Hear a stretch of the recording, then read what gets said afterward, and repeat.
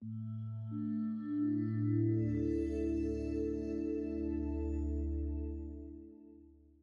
welcome, divas and dudes, and those who are joining us from home. Thank you guys so much for being here, for coming out in this gloomy weather. I wish you could smell the way, or I wish you could smell my kitchen right now because I left the beautiful smell of spiced pumpkin muffins, which we're making today, in my kitchen. Perfect for today, the gloomy gray that we're having, right? But thank you so much for coming out and braving the weather. I'm from Seattle. I've lived there for a long time, so I enjoy this weather. It feels like fall, right? So again, my name is Raquel DeHoyos, and I currently work for the San Antonio Food Bank for a program called Chef, if you've heard of that, culinary health nutrition for families. But I also do this on the side because my brand of sort of nutrition education also involves a lot more with what they call these days lifestyle medicine, because I am a firm believer that we can't just teach people how to cook healthy. We also have to take care of all the other aspects of their emotional health, mental health, and just making sure that we kind of look at things holistically to help people heal and treat, or to treat and heal people. And so I wanted to put together a series for you all that really focused on that. My background, I've spent many years in the restaurant industry. I've been a caregiver for both parents. My father had Parkinson's disease. My mother currently lives with me. She's in pretty good health. But I've also struggled with some health issues. And I know when you deal with any kind of chronic health issues or pain, we really have to spend more time being more just cognizant of how we take care of ourselves. And so through nutrition and some other things, I really want us to have a nice conversation in these next 4 weeks to talk about what can help us stay healthy during this time. So this class is called Nourished.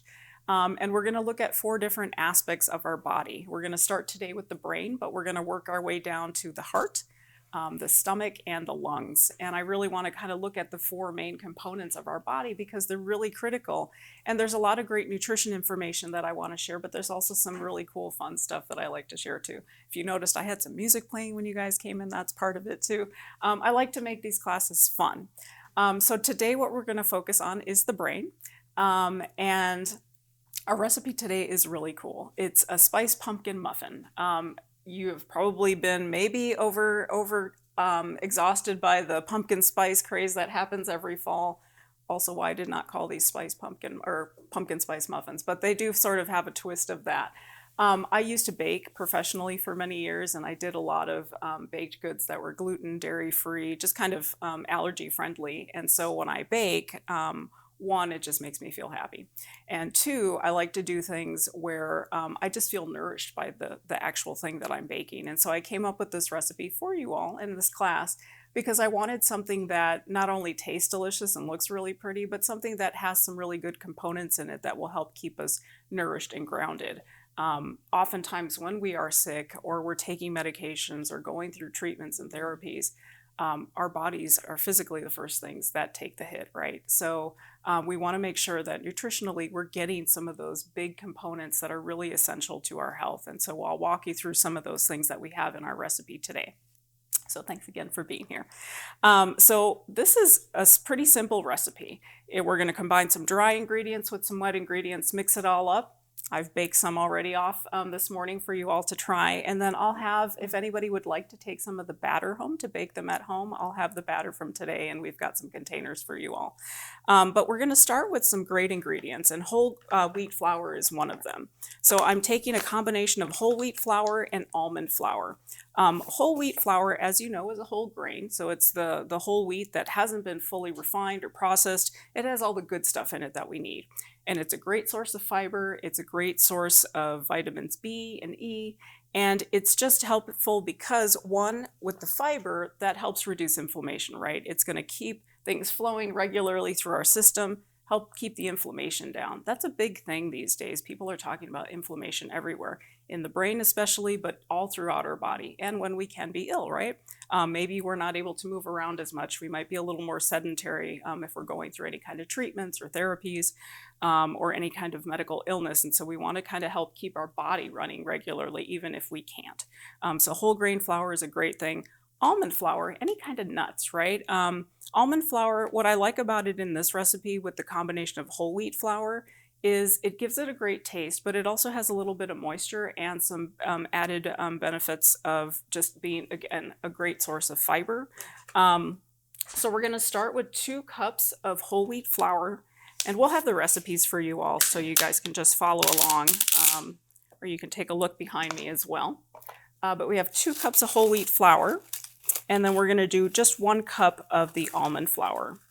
Originally, I had made this as a loaf because I thought, oh, pretty easy, right?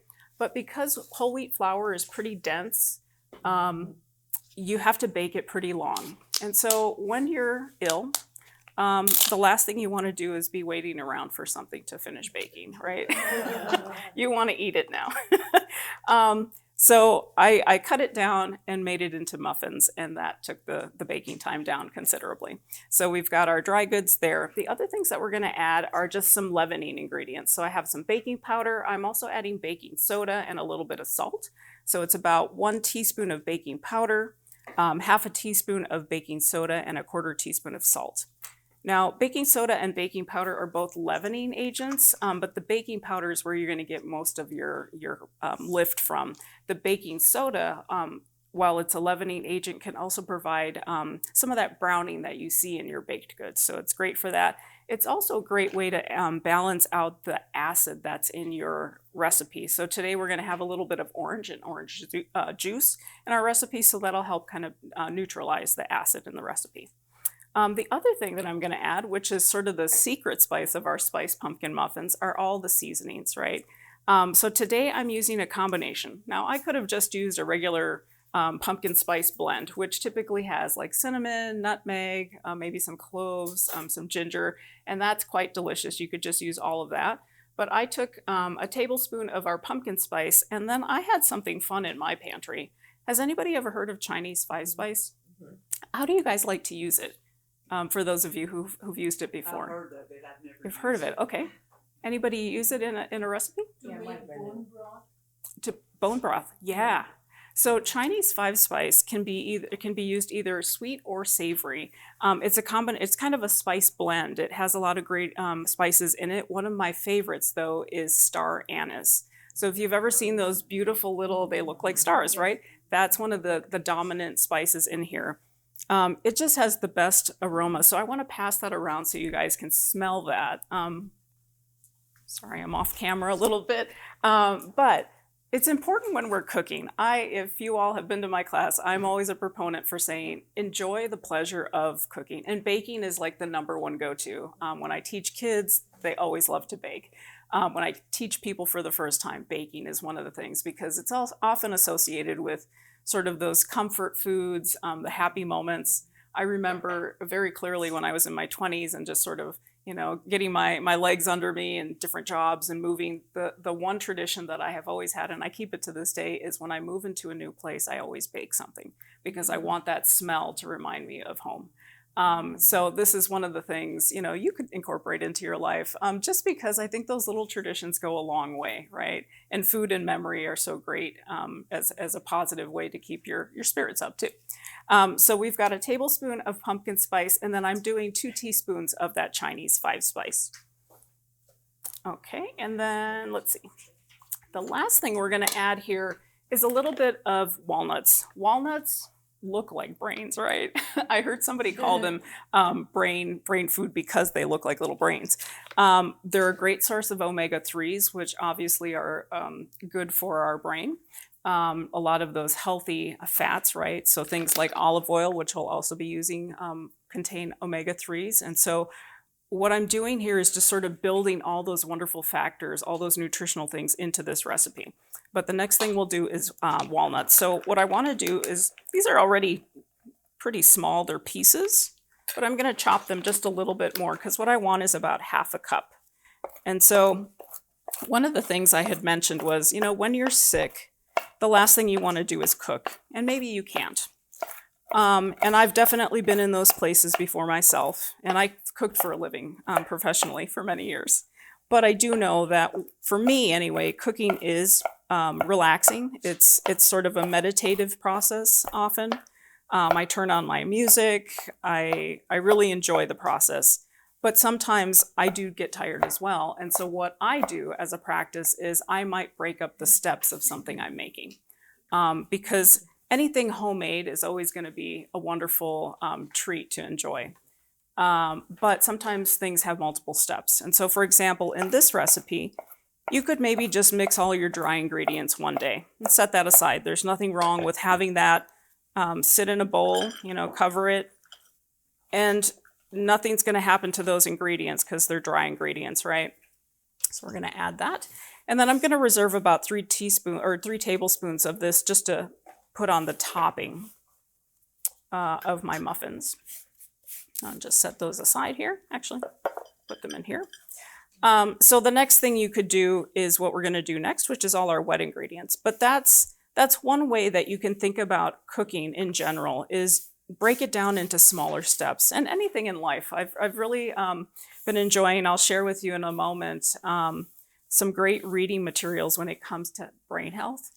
There's a gentleman named Jim Quick. He's got a fantastic story.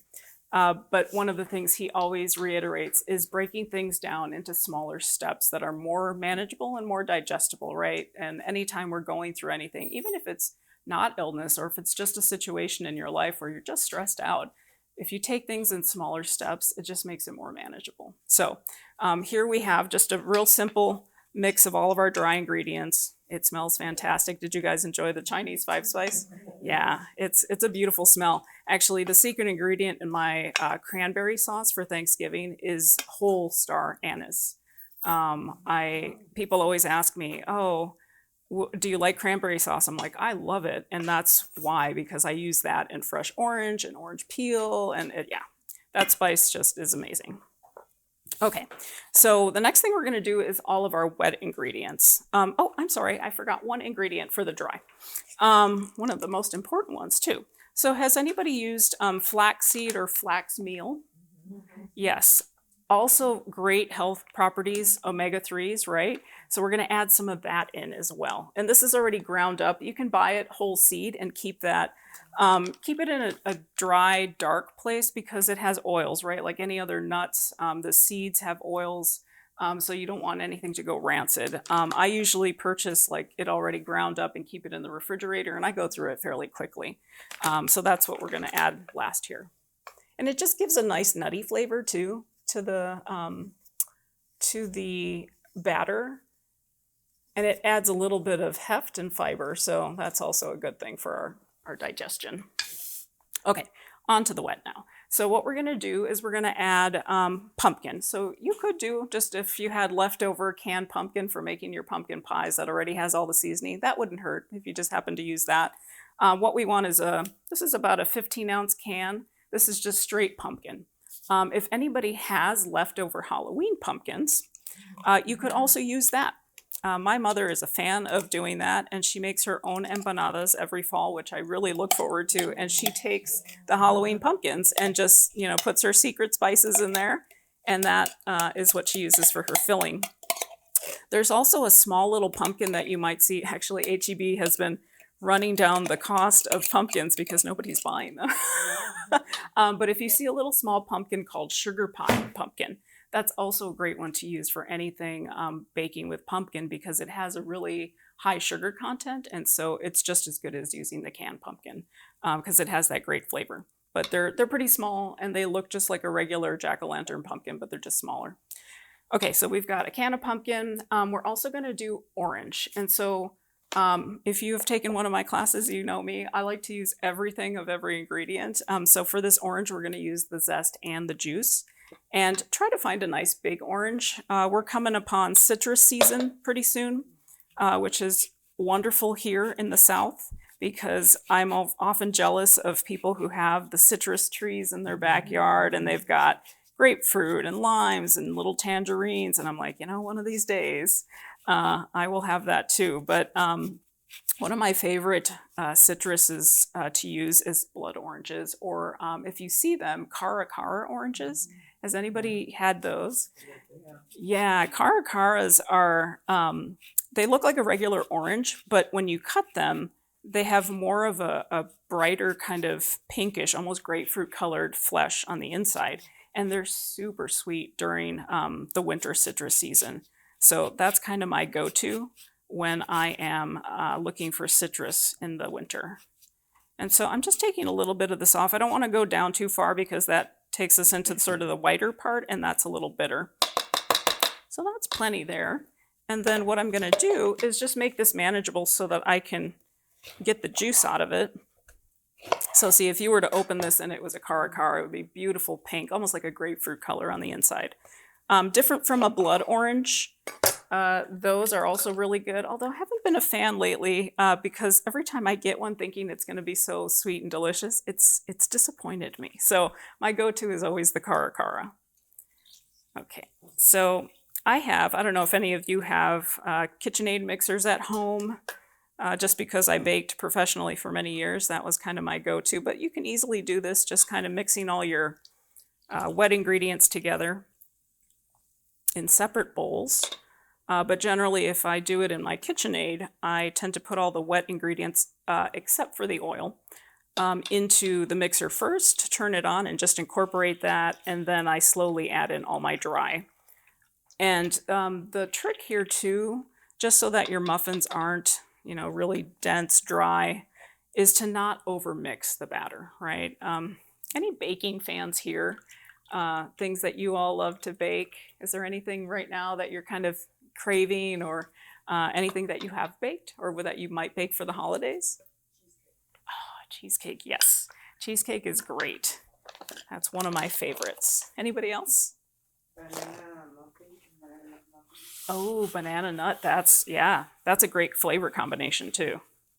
And also wonderful nutritionally, right? Okay, so we've got our orange juice and our orange zest in there. I'm just gonna give that a little stir. The smells already smell like fall. And then next we're gonna add 3 eggs. Again, because I'm using a whole wheat flour, that's got more density to it. So I want to add as much, leavening to it. So we've got the baking powder, the baking soda, but then we're going to use the eggs to help with that as well. So I tend to like to break these separately before I add them to my mix. Anybody know why? Is there something with the eggs, like if it's bad or you have like a speck of blood? Yeah, I was always like, why are people doing that? Just break it into the bowl. Well, one, sometimes you might get some shell in there, which is kind of annoying, right? And one time I did actually break it and the egg was terrible. There was something bad with it. And I was like, I'm glad that I did it separately because that would have ruined my whole batch of what I was baking. So these are fine. These are just 3 large eggs that we're going to add in. And then we're going to add in a little bit of vanilla. You could use vanilla extract. Today I have just plain vanilla. And actually I forgot my measuring spoon, so I'm going to eyeball it. It's just 2 teaspoons of vanilla. See, I said to Ivory, there's always something I forget, and that was it. Okay, but luckily I've made this recipe before, so you're in good hands. The last couple of things I wanted to talk about. I mentioned we're going to use olive oil. So you could use any kind of fat in here. You could use butter, you could use margarine, you could use canola oil.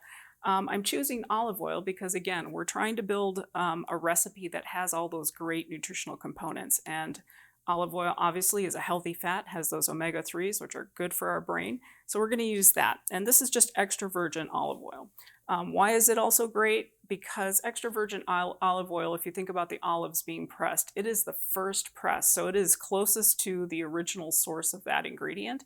So it has all the great properties still attached to it. So if you think about like processing of foods, if you have white flour, all of the sort of the good stuff that you find in whole wheat flour has been removed. Sometimes they add things back in, the vitamins and nutrients.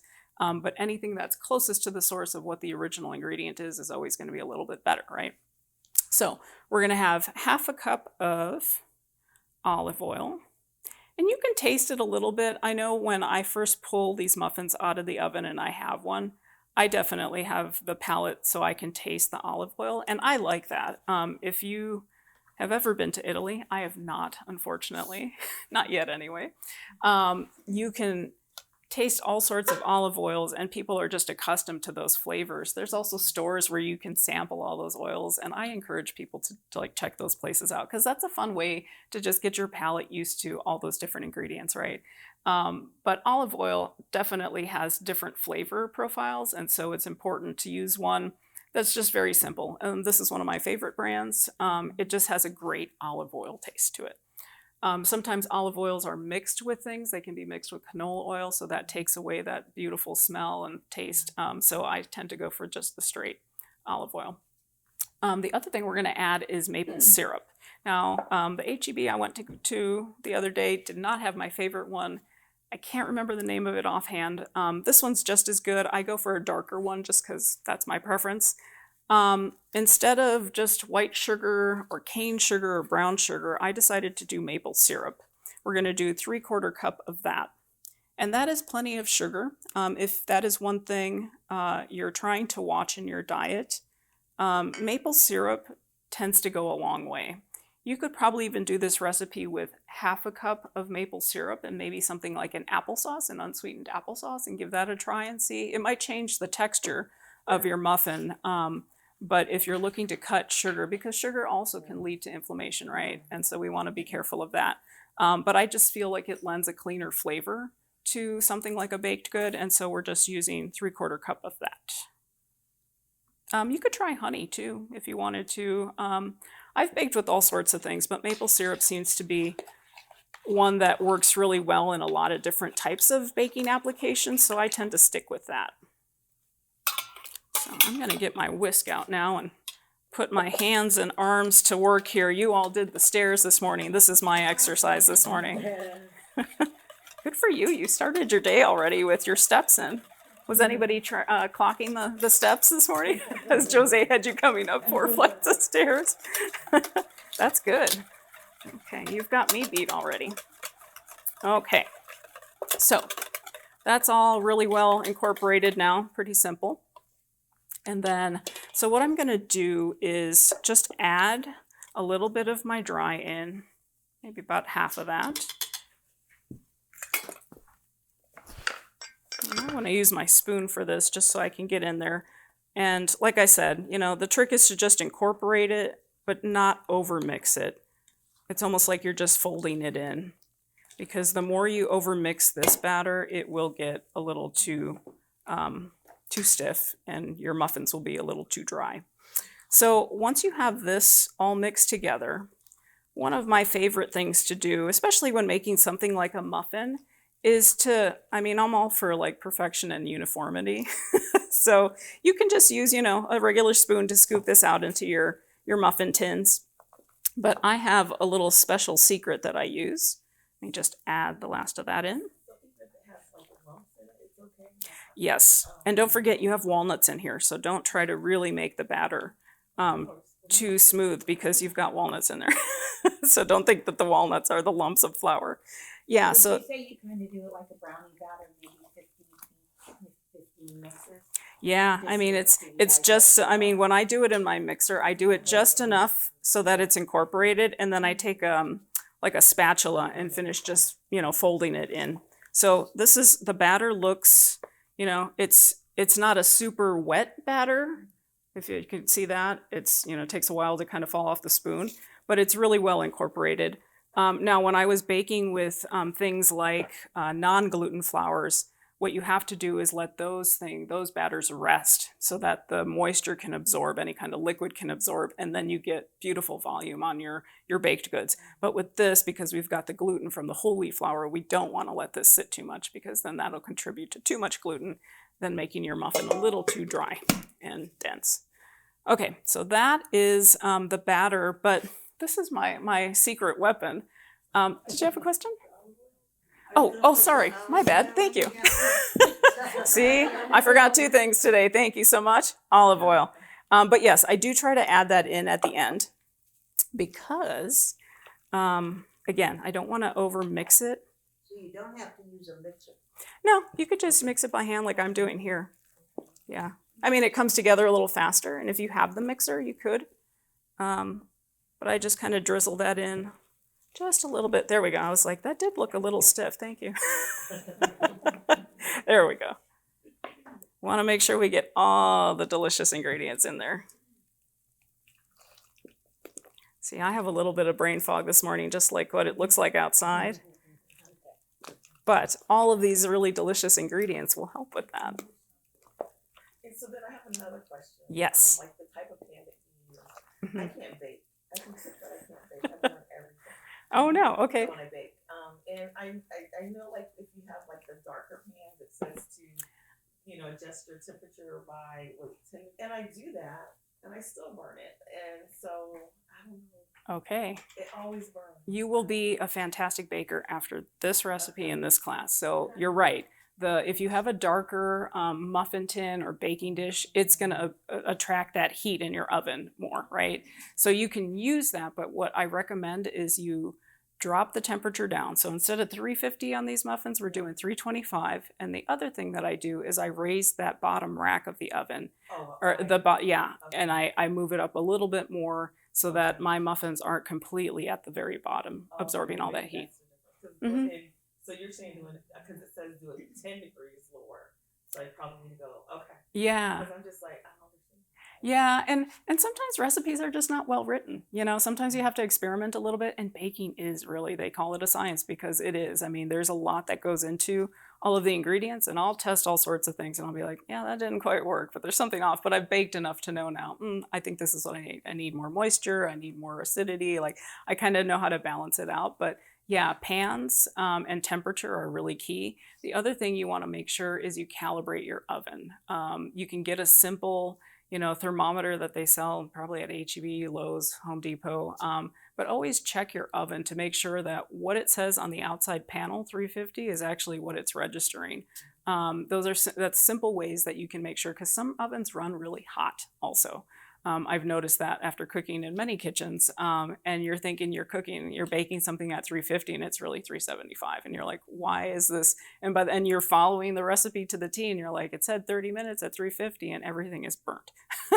There was a meme, I don't know if it was last year, it was about like pumpkin pies and things getting really burnt and charred, and it was like the degrees of hotness and burnt, and I just thought, that happens because, there are things like that. But if you don't do it enough, you just think, I'm going to follow this recipe and it's going to be great. But sometimes they're a little off, or it could just be the equipment too.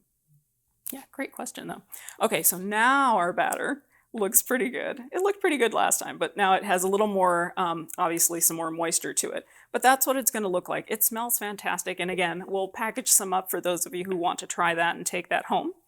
But now I would love if you all could try the muffin. So we bake these for about, what I tend to do is 15 minutes, and then I'll rotate the pan, bake it for another 15 minutes.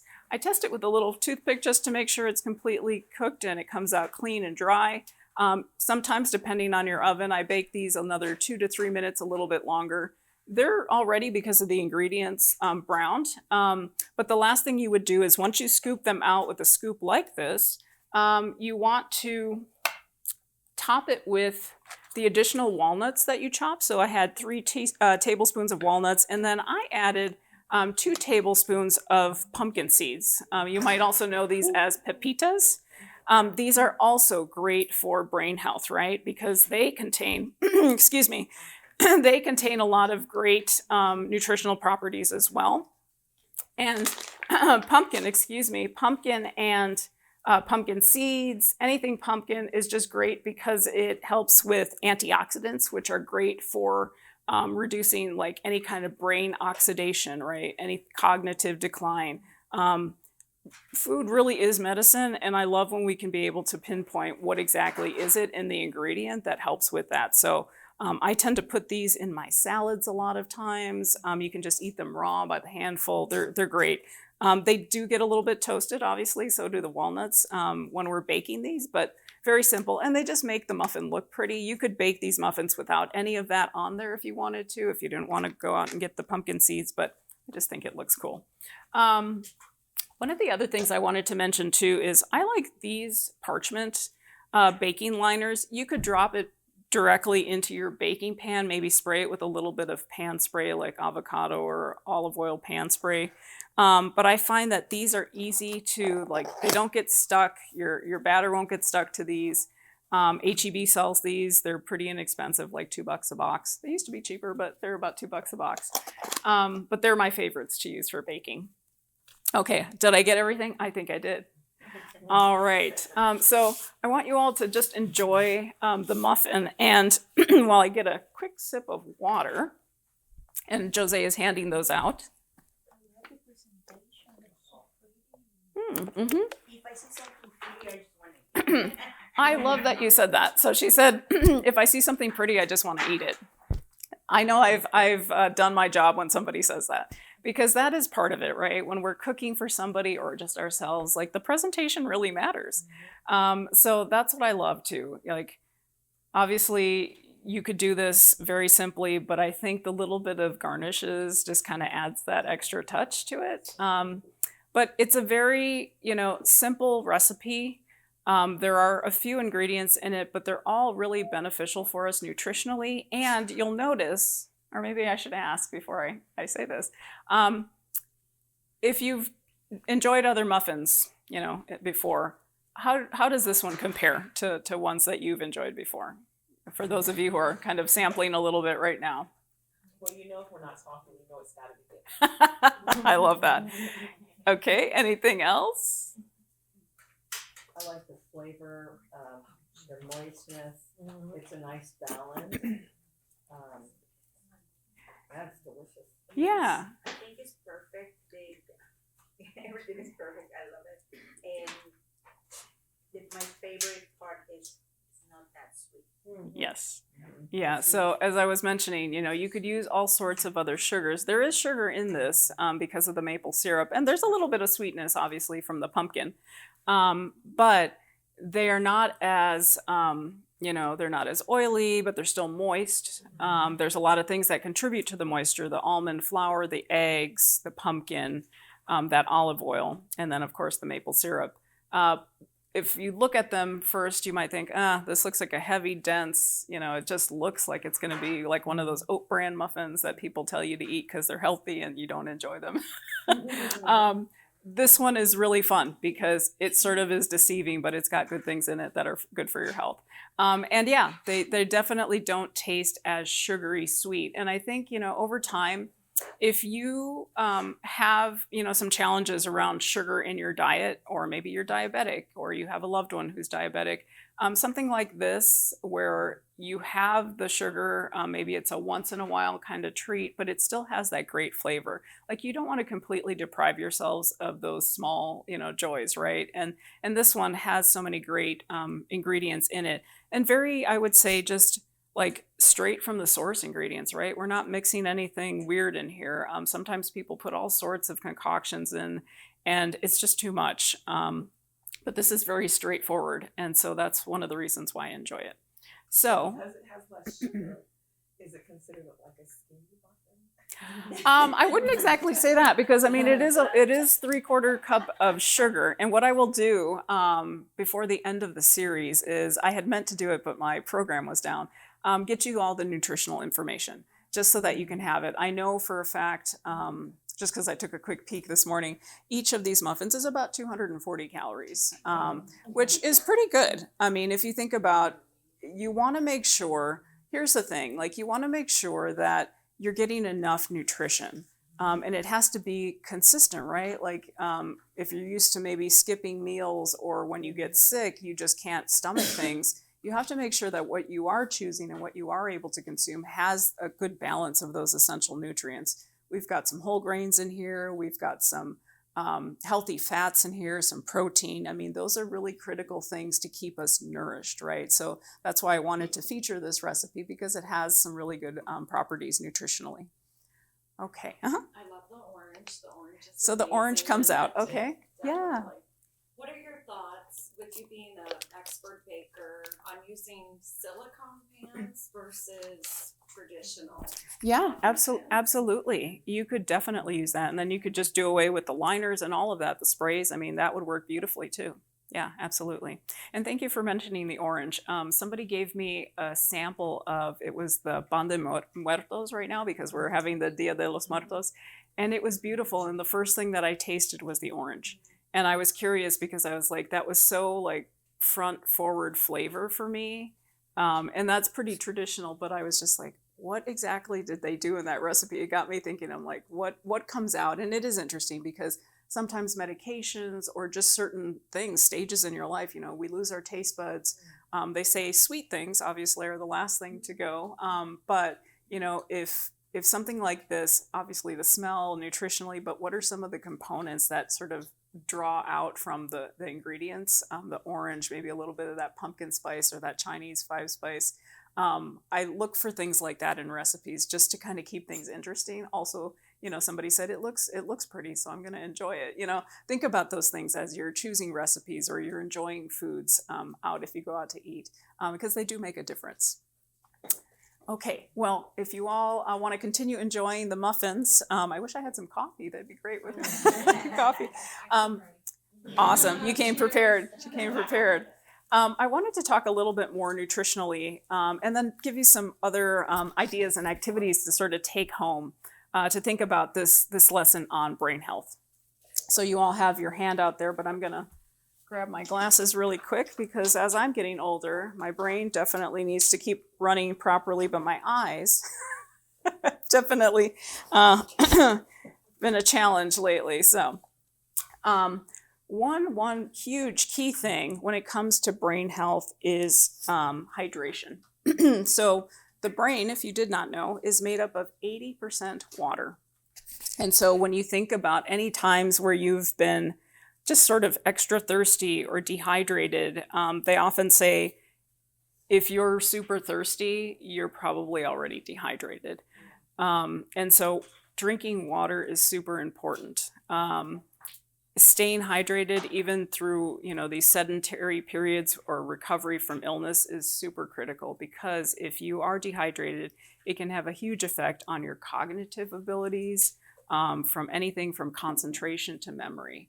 And I've definitely been witness to seeing people who have gone through dehydration where it severely affects their ability to function and operate because they are dehydrated. So there are ways that you can maintain hydration even when you're sick. And I know even for me personally, I've had a lot of gastrointestinal issues, and so drinking water is not easy for me. It doesn't come easy for me sometimes. So I think about different ways that I can incorporate hydration, and one of them obviously is through liquids and beverages. So, but if you can't hydrate through water, here are sort of some ways you can work around that. Try drinking water or a beverage like water at a different temperature. Sometimes cold water is too shocking to our systems. Maybe you need tap water. Maybe you need ice chips because water is just not your friend. So ice chips, something crunchy, but it's still hydrating.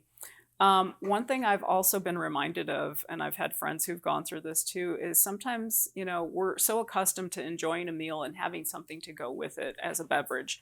Water is kind of a clear, easy choice, but sometimes drinking water while you're eating can also cause a lot of challenge on your digestion, because it's almost like you're overtaxing the digestion, and so you might need to space it out.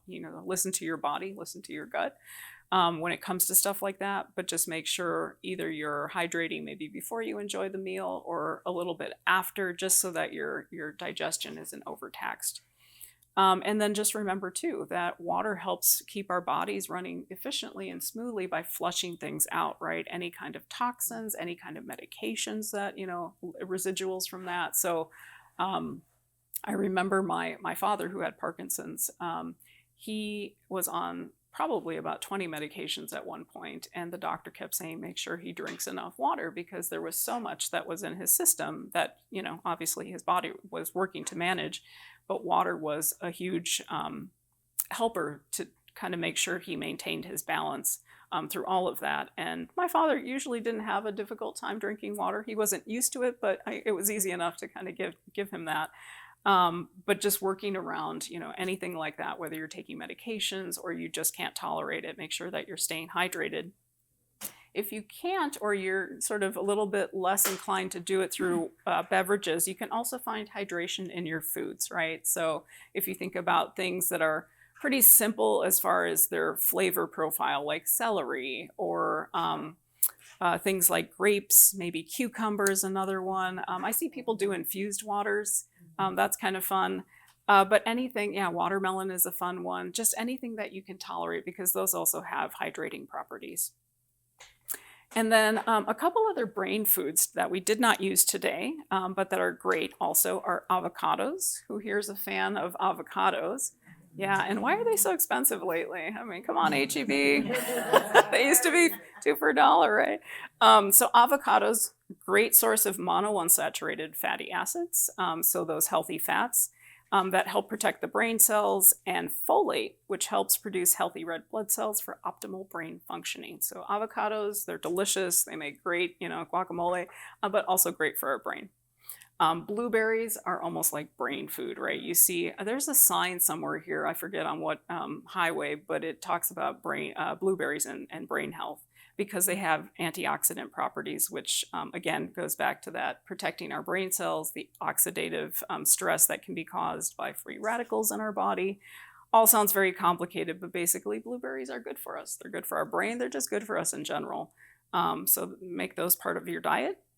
And then the 2 other ones that I always like to recommend are any kind of like salmon, sardines, and mackerel, which are, again, a great source of omega-3 essential fatty acids that can help in healthy brain development, memory, and cognitive function. Has anyone had sardines or mackerel? Okay. How have you enjoyed them? Because they're not kind of your customary seafood that one might go to or one might find. Mackerel, I lived in Spain and they'd have it fresh, so I would Yeah. just cook it like a fish. Mhm. You get fresh mackerel sometime during the year and you just grill it. Yes, I am a proponent of championing the underdogs of the food world, and mackerel is one of those, so is sardines. They have such great health properties, but they're delicious. And I think when people are unaccustomed to an ingredient, they sort of are hesitant to try it. I have had canned mackerel and sardines, which are just as delicious, but if you can find it fresh, obviously try that. You can cook it like any other fish. You could do it very simply, a little bit of lemon, some fresh herbs, and just roast it in the oven or on the grill. But those are things that I would encourage you all to try. And sometimes they're obviously also going to be less expensive than some of the higher priced fish like salmon, right? We don't often get a lot of wild salmon or a lot of wild salmon varieties because we're so far down here in the south. But when you find that, obviously that's a great source too. But I always like to champion some of those underdogs of the seafood world like salmon or sardines and mackerel because they're just as delicious. The canned mackerel, is it as high in calcium as the sardines are? I'd have to look at a package again. I can't remember, but I feel like both of them are pretty So good. you can get grilled mackerel at the Korean market. Ah, Fairfield Drive. okay. That's a great source. Okay. On Rittman and Fairfield. Yeah, The thank you. Korean markets, they serve grilled mackerel. Yeah, and that's great. I mean, because you could eat that obviously as like an entree. You could put that in a nice salad. You could probably even use it like tuna and make patties or do it like a salad, like a tuna salad. Like it's just got wonderful properties, but also delicious. I had with canned salmon or mackerel, I had celery and carrots chopped up really small, Uh-huh. and pumpkin seeds and chia seeds, Ooh. and what's the other one? I think the one you put it in there. Oh, walnuts Flax. or flax. Flax seeds. Flax Yeah. seeds, and put all that in there, and then maybe a little bit of relish. And just make that like a And salad. beets. Put beets in Oh, it. okay. That sounds interesting. Yeah, a Makes lot of great. whole big bowl, and you can eat a lot of it. Ooh, that sounds great. I love this. So keep sharing those recipes. I love that we all kind of can share our ideas. The last one is dark chocolate. Okay, so who doesn't love chocolate? I mean, I've met a few people in my lifetime. Okay, I found another one. There's always one. But chocolate, if you do enjoy it, is great because it has something called flavonoids. So that's basically a plant antioxidant, right? So again, antioxidants, good for the brain. And it is also one of those ingredients that can help release the happy hormones, endorphins, and dopamine. So the trick here with dark chocolate is to aim for 70% or higher. Now, if you're not used to having that and you enjoy kind of like the regular milk chocolate, it's going to taste really bitter. But I would encourage you to stay with it because one, obviously, because it's higher percentage, it's not as sweet. But try all different kinds of dark chocolate because they do make some that have these beautiful floral, just like flavors to them from all over the world. One of my favorite stores is in Burnie, and it's a gourmet food store. And they have a whole wall of different kinds of chocolates from all over the world, and they're very inexpensive. Some are a little pricey, but if you're looking for a quick little day trip and you want to try some fun ingredients, that place is, I highly recommend because they have all sorts of great food in there. And they have a little deli in there too. But dark chocolate, if you have had an opportunity to try all different kinds, you will find one, I guarantee you, you will find one that you enjoy because some that you might just get at the regular grocery store might just be too bitter. And I agree with that. Like nobody wants to enjoy that. But the ones that are higher in that, darker chocolate range percentage, but that have all these complexities to their flavor are so great. And even sort of the process of enjoying that chocolate, like letting it melt on your tongue and just sort of like some people enjoy it with a little glass of red wine if you can do that. Find that, make that an activity, right? Because it is worth sort of exploring because dark chocolate has some great properties for brain health. Any questions on any of that or things you've already heard maybe or some new things that we talked about? I have a question about the salmon in the can. I would love to be able to eat that. Do you buy it without the bones? I heard you eat the bones. The bones are good for you. It's calcium. You really have to smash it with your hands. Yeah. You do that wild caught salmon in the can. And you can. It's Yes, like you the can eat it. sardines, that the bone has a lot of calcium. That's why it's recommended for people who've had cancer because the medications deplete the calcium in your system typically. So you just take that out of the can and you literally mash it up. So you're mashing up the bones? to Yeah. make them Yes. soft? Yeah. And Yeah. they're not hard. I mean, Yeah. When you smash it with your hand, they pulverize pretty easily. I have to tell you, actually, I kind of find that as like a Zen practice. Ah. It's almost like the squeezing the little bubbles in the bubble wrap. There is something because the bones are they're very delicate and you can easily squish them. And you're right, they are a great source of calcium. They get mixed in with the actual like meat of the salmon. Now, if you didn't like that and you just couldn't get over that, you could also try like those little pouches of either like, salmon that comes that way. That's sort of, what's the word? Thinking cryovac, but there's another word for it, where it's basically a shelf stable. You see the tuna in packages like that too. Might be a little more expensive than the canned, but if you wanted something kind of straight like that without having to deal with the bones, you might find kind of like those bigger bones that occasionally come out in the salmon fillets, but nothing like the stuff you'll find in the can. But it is good for you. So yeah, maybe next time I'll do a recipe with that so you can see how good it is. You're like, no, we're good. I'll give you fair warning. Okay, so a couple quick things just to wrap up that I wanted to point out. So each week I want to talk about just sort of some things you can think about when you go home after the class. And so on the right, you'll see activities. So when it comes to brain health, we want to think about what I call the 3 M's and practicing the 3 M's. And one of them is mindfulness. Why do we want to practice that? Because as I mentioned, it's not just sort of what we're putting into our bodies and the nutrition, but it's also how are we taking care of ourselves sort of through self-care of the brain and, anything like meditation, and it can look in many different ways, is good for us, especially when we're going through a period of healing. It can present itself when we think about nutrition and mindfulness as just paying more attention to how we're eating, right? So when we're sick, one thing that might happen is maybe we can't quite listen. We're not getting quite the signals of hunger or fullness because maybe we're taking some medications or we just feel lousy, right?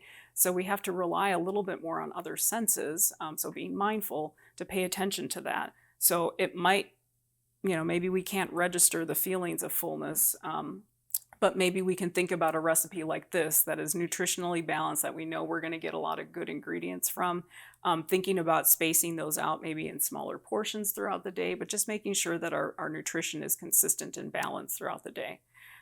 It can also you can also think about, we're just talking about the salmon, and sort of like the look on your face was just like, yeah, I don't think I'm going to try that.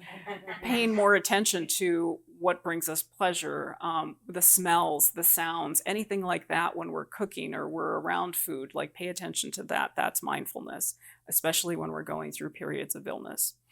The other thing, as I mentioned, meditation, right? So it can look a lot of different ways. Maybe it has to do with breathing and slowing down our breathing, taking full deep breaths as we're going about our day, or even just paying attention as we're driving and going about our day and our work or whatever, our family life. Do we hold our breath? Can we stop and take a minute to take a full breath? Meditation, though, can look like anything. It can be a walk in the park. It can be listening to music, which is the next thing. I am a big, big, big advocate for music. There is such a thing as music therapy. I do that daily. I love all kinds of music, and I try to intersperse it throughout my whole day. I had a friend who used to say, it's almost like you have your own reality show, and this is like the soundtrack of your life. And I'm like, that's great, because I love, in the ways that I love music, I have found so many great artists that I never would have found. People recommend things to me. I go out and see live music when I'm feeling like I'm not kind of right in feeling grounded, and that lifts my spirits. Like anything, music is just good for the soul, right? So that's another form of meditation, but it's also one of those things that we can think about when we're going through illness or dealing with pain or just something, even you or a loved one. Music is a simple thing. I don't know how many times I've been in a situation where I've been exhausted, not feeling well, and I turn on some of my favorite musicians, and it is just an instant dose of just happiness. So I highly recommend it for those of you who just, maybe you're just kind of bummed out when you wake up in the morning and you just don't have the energy. Put on some music. My parents used to do that quite often, and it was nice to wake up to the sounds of that. That alone was good medicine. And then lastly, if you take a look on the left-hand side, I wanted to leave you all with some reading or listening resources. So one of my favorites, she is a chef, but she is also a physician. And she wrote this great book called This Is Your Brain on Food. And it talks about, and she provides recipes for anything that deals with like depression, anxiety, PTSD, OCD, ADHD. Because all of those things can obviously be helped by good nutrition. And so she's a great read. The other one, which I mentioned earlier, is Jim Kwik. Now, I recently came upon him, and he really has an amazing story. He suffered a very traumatic brain injury as a child and could not learn, physically could not learn. And he is now one of the most renowned speakers, presenters, authors of this book in particular, Limitless, which teaches everybody about just how to pay more attention, how to really excel at using your brain. And he's great to listen to. He has great stories, but his story alone is really inspiring. And then the last thing is I came across these two doctors. They're husband and wife. And they have this wonderful podcast called Your Brain On, the Neuroscience of Everything. And they also have a cookbook out, which I apologize, can't remember the name of. But if you look them up, they are fantastic. They just did a free summit with all of these wonderful speakers who were talking about brain health. And it just got me excited and energized, one, to come up with a lot of this information for this class, but just the fact that the brain is one of the largest organs in our body, and we really don't pay enough attention to it. We take it for granted a lot, but it helps us function in so many ways. But we have to take care of it through all of these different ways that we talked about today. So hopefully you all will have a chance to kind of look into some of those things. They're great resources, and we'll do that for every class. I'll have some resources you can check out, and then some activities that you can try out when you get home. So that is the end of our class, but I wanted to just throw it out. Anybody else have any final thoughts or questions about today's class? I wanted to thank you so much, Rachel. I was waiting for you to come back. Oh, I'm thank really you. Happy, and thank you, Sandy, for letting me know. And I get in my world of work, but I am a psychotherapist and a nurse, and I will tell you, I'm Plant, and I have listened to Dr. Uma Nadu. She is excellent. She is a psychiatrist. And she does talk a lot about foods that can help with depression and anxiety. so all of my patients do get a little bit of this information. So thank you so much. You're welcome. Thank you. Thanks for being here. Well, thank you all for being here, and I'll look forward to seeing you all next week. Thank you.